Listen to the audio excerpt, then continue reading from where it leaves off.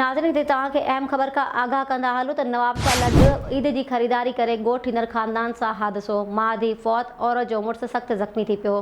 Reporter Saima Baloch मूजिबि नवाबशाह शहर खां ॻोठ वारिस अली शाह वेंदड़ मोटरसाइकिल ऐं डंपर में टकर थी पियो, जंहिं जे नतीजे में 27 साला नौजवान नारी शहनाज़ वड़ ऐं संदसि 4 महीननि जी मासूम न्याणी हवा मौक़े ते फौत थी वई, जॾहिं त शहनाज़ वड़ जो मुड़ुसु मंठार सख़्तु ज़ख़्मी थी पियो आहे।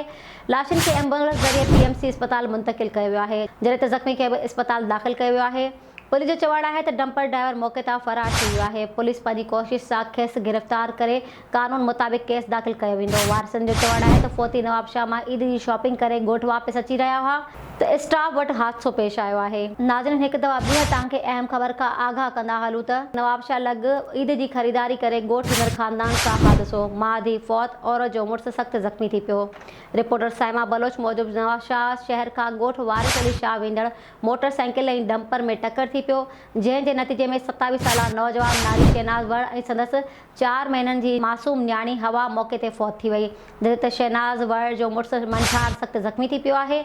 लाशुनि खे एम्बुलेंस ज़रिए PMC अस्पताल मुंतक़िल कयो वियो आहे, जॾहिं त ज़ख़्मी खे बि अस्पताल दाख़िल कयो वियो आहे।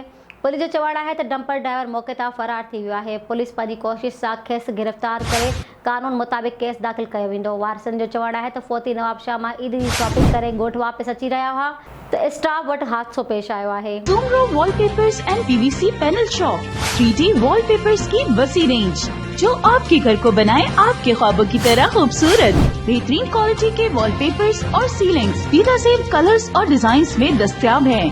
हैदराबाद, लतीफाबाद, कासमाबाद, जामशोरो, मीरपुर खास के साथ सिंध के मुख्तलिफ शहरों में सर्विस मौजूद है।